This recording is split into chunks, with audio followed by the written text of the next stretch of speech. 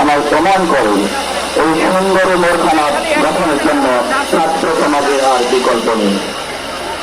আজকে এই সমাবেশ প্রমাণ করছে বাংলাদেশের উত্তরের জেলাটি হিমালয়ের পাদদেশে বেড়ে উঠেছিল, যে জেলায় 1,000 বছরের ইতিহাস সমৃদ্ধ যে জেলা, সেই জেলার একটি ঐতিহ্যবাহী ইতিহাস জেলা, সেই ইউনিয়নে আমরা দাঁড়িয়ে আছি।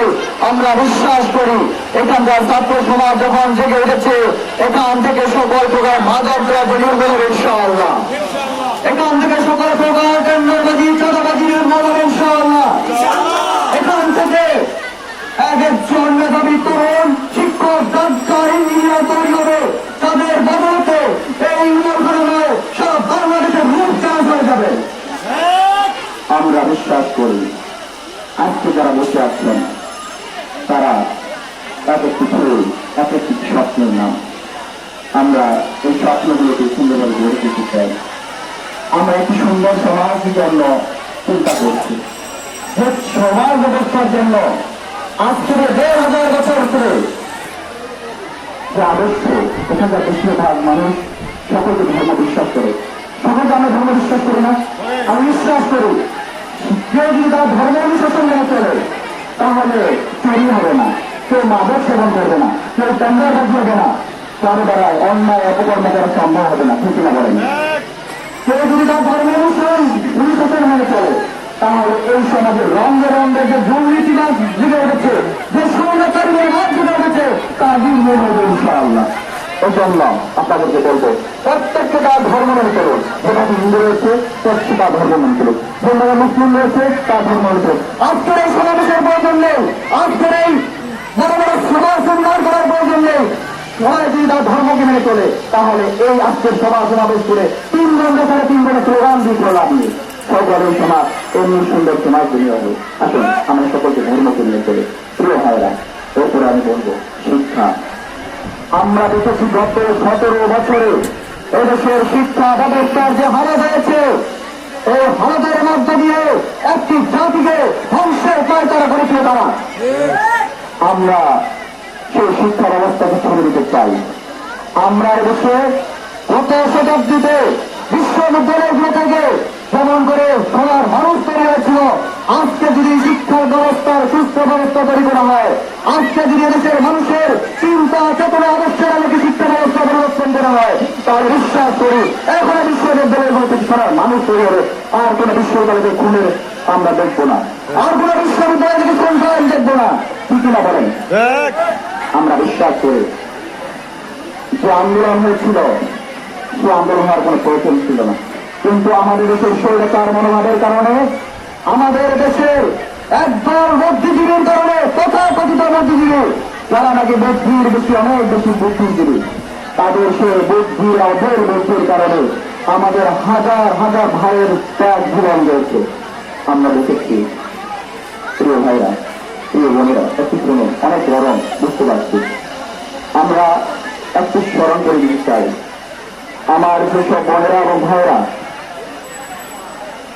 যারা ভাগে উঠেছিল হেলিকপ্টার দেখার জন্য, সেই অবশ শিশুকে গুলি করে মারে যারা গুলি করেছে তারা এদেশের বন্ধ হতে পারে না। যারা জানালার পাশে যে শিশুটি পড়ার টেবিলে বসেছিল তাকে সে সামরিক জান্তা বাহিনী গুলি করে হত্যা করেছে, তারা নতুন বাংলাদেশে কোনো কিছু করতে পারে না। যারা শিক্ষা প্রতিষ্ঠানগুলো শিক্ষকতার নামে, আমি বলতে চাই এই উমরখানা আমাদের, এই উমরখানা আমাদের কিনা বলেন? এই উমরখানার প্রতিটি শিক্ষা প্রতিষ্ঠানের যারা দায়িত্বরত আছেন সকলের দায়িত্ব হবে এই প্রতিষ্ঠানগুলোর আমাদের জবাবদেহি তারা জায়গা থেকে তোরা শিক্ষার সুস্থ পরিবেশ বজায় রাখছি। আমরা বলবো আমাদের এখনো বাংলার আকাশে মা বন্ধের আত্মচিৎকার করতে পারেনি, এখনো রক্তের দাগ শেষ হয়নি, অথচ কেন্দ্রের মা চাঁদাবাজরা সমাজের রন্ধে রন্ধে বসে আছে। এখন আমরা আজকে হুঁশিয়ার করে দিতে চাই, ছাত্র জনতার যে অবস্থান হয়েছে সেই অবস্থানে রক্তের বদলা আমরা জঙ্গি সন্ত্রাস টেন্ডারবাজদের দেশ থেকে বিতাড়িত করার মধ্যে দিয়ে নেব ইনশাআল্লাহ। আপনাদেরকে মনে করে দিতে চাই। ভাইরা, আমাদের যে ত্যাগ প্রতীক্ষা, আমরা পঞ্চগড়ের ইতিহাসের একটি কথা বলতে চাই। যে আন্দোলন হয়েছিল পঞ্চগড়ে, সেই আন্দোলনের পুরো ইতিহাস আপনারা অনেকেই জানেন না। আমাদের বোনদের ভাইদের কি করবে আত্মচিৎকার, অনেক ভাইকে বোনকে তারা বাড়িতে বদ্ধ করে রেখেছিল, বাড়িতে বেরোতে দেয় নাই, তারা দেওয়ায় তথ্য বের হয়ে আসছিল আন্দোলনে। এবং অনেক বোনদের কি পরিমাণ ত্যাগ যদি দেখছেন, ছাত্রলীগ নামে কথা কথিত, তারা আমাদের বোনদেরকে আটক করে রেখেছিল, বাড়ি আসতে পারছে।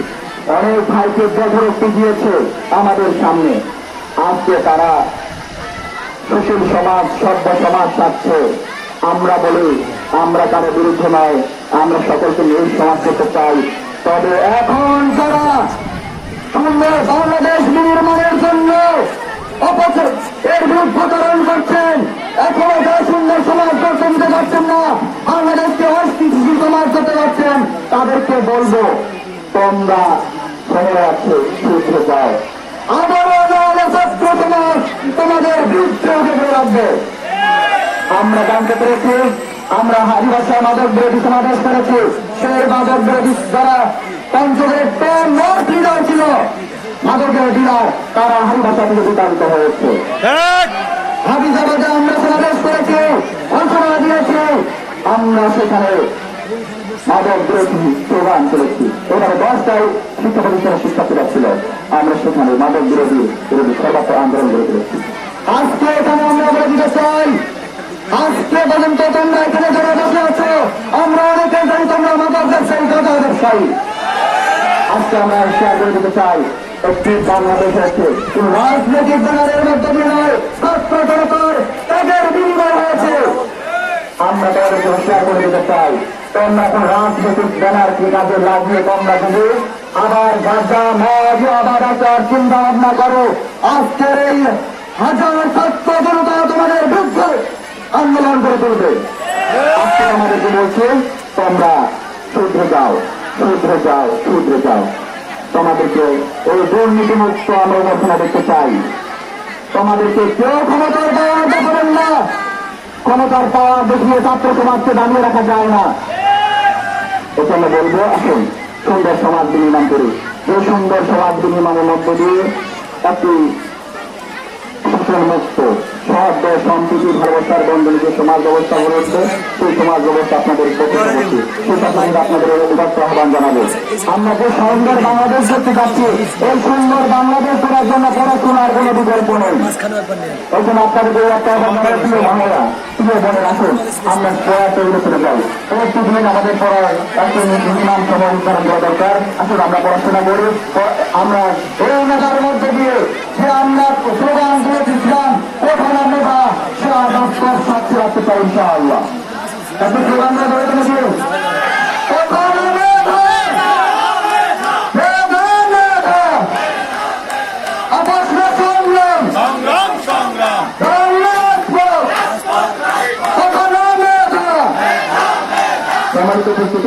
ধন্যবাদ, মোবারকবাদ। আচ্ছা, আমরা বলছি আমরা সুন্দর বাংলাদেশ করতে চাই, যে বাংলাদেশে দুর্নীতি থাকবে না, তার জন্য আপনাদেরকে একতাবদ্ধভাবে কাজ করতে হবে। আসুন আরো জানিয়ে দিতে চাই, এখন শিক্ষা প্রতিষ্ঠানগুলো সুস্থ শিক্ষা ব্যবস্থাগুলো ওঠানো। আসুন আমরা সেই শিক্ষা ব্যবস্থাকে ফিরে আনি। আমরা আরেকটি কথা বলবো, এই ইউনিয়নের যত শিক্ষা প্রতিষ্ঠান আছে তার বেশিরভাগ জমি বিগত সরকারের দখল করে আছে। আমি বলতে চাই, সারা বেলা বিতর্ক করে জমি পুনরুদ্ধার করো। আমি বলে দিতে চাই, কোমরখালী স্কুলে যদি জমি থাকে সেটা পুনরুদ্ধার করো। আজকে আমরা আমরা বিরোধ দেখতে চাই, সেই আমার সারা বিতর্ক করে যে জমিটা আছে, আজকে এখান থেকে শিক্ষকরা সিদ্ধান্ত নেবে তার রাষ্ট্রের সম্পত্তি, জনগণের সম্পত্তি তা ফিরে নেওয়া হোক। আমাদের এই সুন্দর পরিবেশ, আরেকটা বলবো, বিতর্ক আর দুর্গণ করি, আমরা সুন্দর পরিবেশ গড়ে তুলবো। এর জন্য আমরা দ্বিতীয় আমরা পর্যটন কমিটি আছে, ইনশাআল্লাহ আপনাদেরকে সাথে নিয়ে একটি সুন্দর বিতর্ক গড়ে তুলবো ইনশাআল্লাহ। আপনারা সহযোগিতা করবেন। এটা তো আহ্বান জানিয়ে এখানে আমার সংক্ষিপ্ত কথা শেষ করছি।